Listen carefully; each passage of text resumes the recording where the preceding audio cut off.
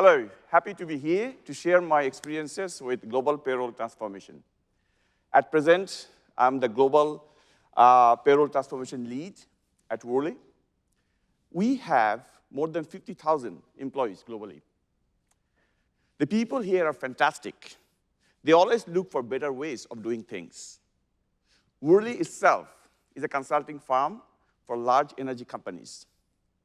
We solve big problems such as mega engineering for oil and gas companies, design construction hubs for big mining companies, turbine problems for windmills. Worley also works with atomic energy. It's fascinating to see these complex projects coming together. I have always had an interest in automation. Even though I am a business graduate, I took a number of programming courses to understand it better. Whenever I had to do any manual work, I always challenged myself. Can I do it better? Can I do something differently? I have always tried to find solutions through automation, to invent new things, to make things easier. When I was working in the sales department of a Norwegian telephone company, there was an internal project started by the people group. Our HR team wanted to start a project to automate their day-to-day functions. The data management of HR information was quite manual at the time. People were submitting their leave requests through paper forms. There was no automated pay slips. So they wanted to start an HRIS initiative, and they were looking for a deputy project lead. And of course, with my background, I was quite interested for that role. I applied internally, and due to my knowledge of programming and automation, I got selected. That was my first ERP, or Enterprise Resource Planning Implementation project. Let me check how many of you know actually ERP. Can you please raise your hand? Great. But I'm talking about 2005. In 2005, there were no smartphones, no automation. At the time, running this sort of big project was quite challenging and risky. You know that ERP project, the way it works, like it's not one single payroll or HR system implementation. It's a combination of system implementation where you try to automate your HR, payroll, finance, supply chain, all together. So it's very complex. But however, when we started the transformation, we had a lot of support from end users. They were doing their day-to-day jobs with a lot of paperwork. And there was a lot of waiting time for them to get services from HR. We reduced those time gaps and gave them some transparency in the process. For example, in an automated workflow, you can see where your request is. You can see who is going to approve your request. You can track it real time. So this was a huge benefit, and when we first ran the demo of the product, the response was very, very positive from the end users. They helped us to stay motivated. After my first ERP project, I was recruited by another telephone company based in Malaysia. And that's when I got additional responsibilities of running end-to-end HRIS and payroll implementation. This is a huge opportunity because at the time, we were quite an early adopter of ERP solutions. Hardly any people knew about ERP. And we're also lucky to be included in the pilot program to implement Workday Cloud solutions. Cloud at that time was new for all of us. So we're quite lucky. We're going to implement cloud solutions. After finishing my second ERP implementation for that Malaysian company, I moved to Australia. And then I started my consulting career. I worked for 3 of the big 4 consulting firms over the last 10 years in Australia. I helped more than 30 global brands on their HR and payroll transformation journey. I had an advantage because of my early adoption of ERP and cloud-based solutions. I had already worked with ADP when I was in the telecommunication industry. I work more closely with them when I move into consulting, because in that role, you have to know what's happening in the market.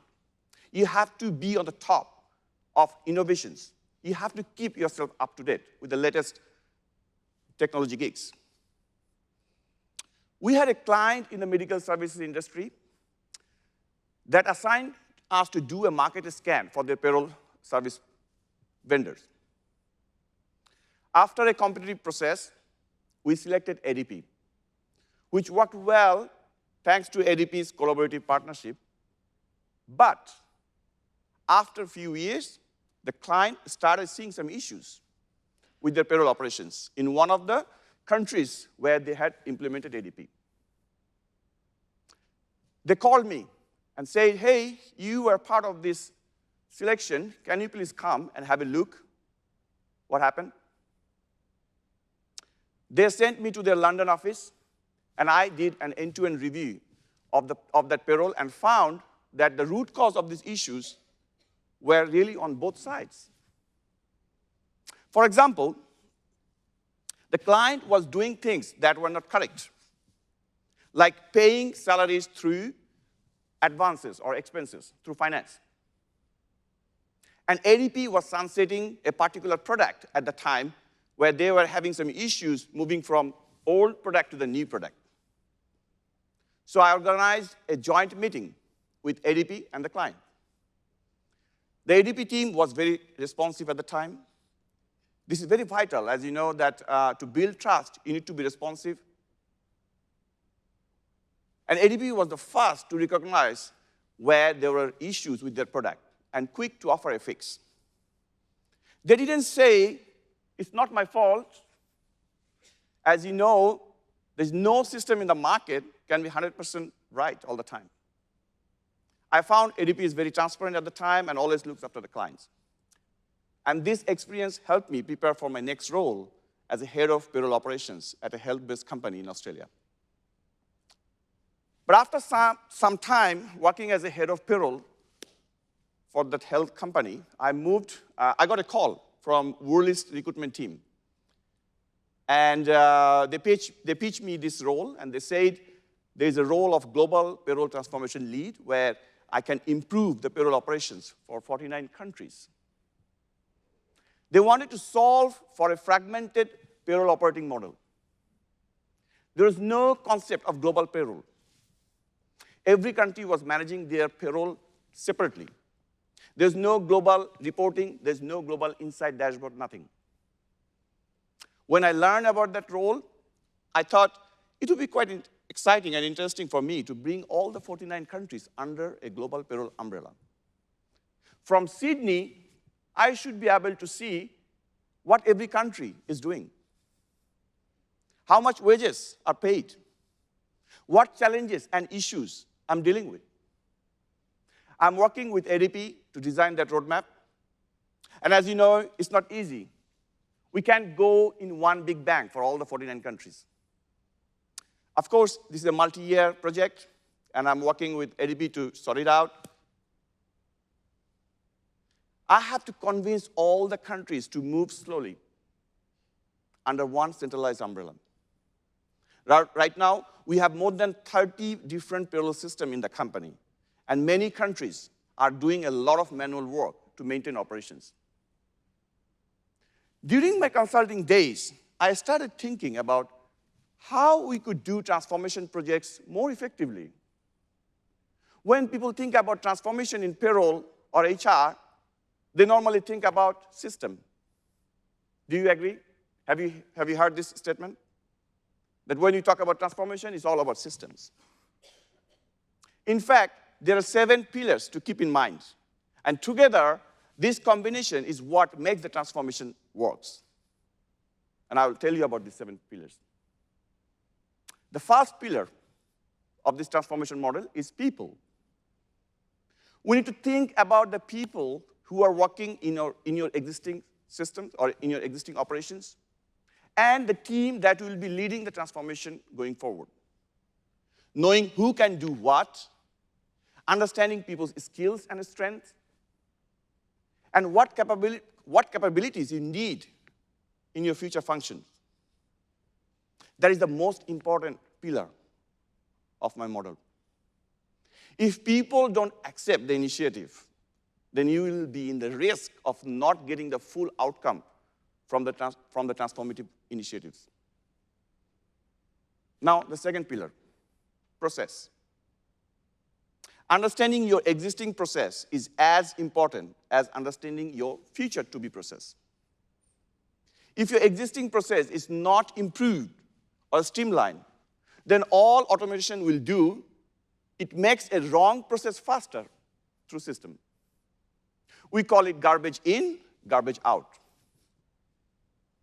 If we are running a global payroll, then we also need to think about the mix of global versus local processes. I believe thinking global but acting local is important in process transformation. For example, the master data integration between your HR and payroll can be a global process. But the tax configuration of your country could be a local process. So before adding any automation, you should assess your existing process, and then working through the design thinking, you can find improvement opportunities.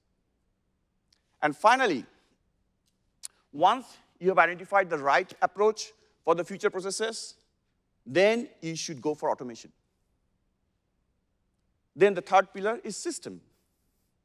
Then the third pillar is data, which involves three key activities. Number one, designing the data flow. Number two, defining your data dictionary. And number three, data governance. Now let's talk about data flow. First, you need to look at data flow, especially when you work on a big ERP projects, where multiple data sources could be involved. HR data is one of the key sources. You might also need to know the finance data to run your payroll operations. You might also need to know your time and attendance data. You need to map the end-to-end data flow from one system to another system. Next, data dictionary. So what is data dictionary? If you're working on a global project where data meaning could vary from one country to another country, you have to also develop a data dictionary to make it clear for all the stakeholders what the particular data means. For example, a basic salary in one country could be called ordinary pay in another country. You have to map this. And finally, one of the key areas of the data pillar is understanding data governance, or who will be getting access to your data. Security and privacy are very important, especially in payroll, as we deal with a lot of confidential data. Defining your data governance model at the beginning is very important, so that you can restrict the data access and controls the right person to run the business operations. Then the fourth pillar brings us back to systems. But as you can see, it actually comes after the first three pillars. People, process, data needs to be sorted first. In this pillar, in the system pillar, normally you look for what are the systems available in the market. Which system will be suitable for you? Why do you need this particular system? And what functions and features you must have in the new systems? So while looking into the system, you might need to categorize your requirements in three buckets. Number one, what is must-have business requirements? Number two, what is good to have? And number three, what are the additional features that would be nice to have in the system? Basically, you need to determine what will really create a difference in your company. Once we select the system, the next three pillars is all about how you're going to run the system. For that, you need to work out your operating model and service delivery model. For example, are you going to insource or outsource your payroll system? How are you going to manage your payroll insights and issues? What would be your escalation metrics for critical payroll issues? How employees will reach to you? Then you have to think about the system governance and reporting. Who will get access to your payroll system? Very important. What sort of reporting you need to design, and what sort of reporting you need to get regularly. And who should get actually access to your report? Because your reports could be in different tiers. Some could go to your executives, some could go to end users or line managers. You need to map all these tiers. Then the final stage is defining your performance standards. How will you measure success? That means defining the success criteria and setting KPIs of your system functions, the people, and the operating model that you're using. Set performance targets for your payroll vendors too. Have you heard about ADP QBR, Quarterly Business Review?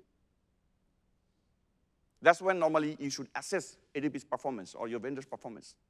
And you should set a periodic reviews with the vendor.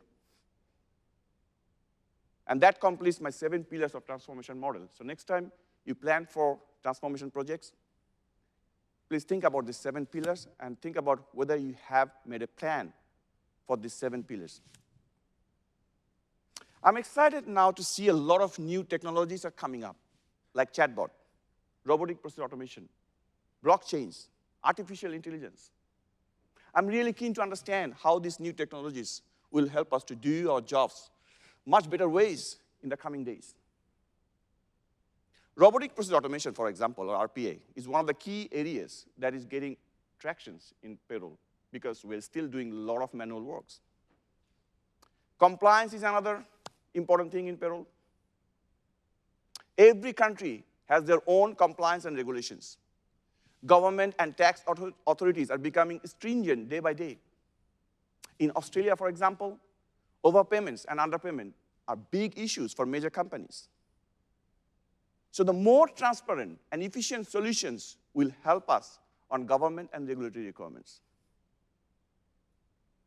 I've been lucky at the forefront of automation in my career, and working as a consultant has given me an incredible view of how automation is changing payroll and HR functions, not only for my companies, but 30 more other brands. But all this has taught me that we still need to focus first on people and trust. All our systems are ultimately for people. Payroll transformation will only work if you can build trust. The trust between the teams working in HR and payroll services in your company. The trust between your company and your payroll supplier, like we have with ADP. And ultimately, the trust between the company and your employees. That's all. Thank you.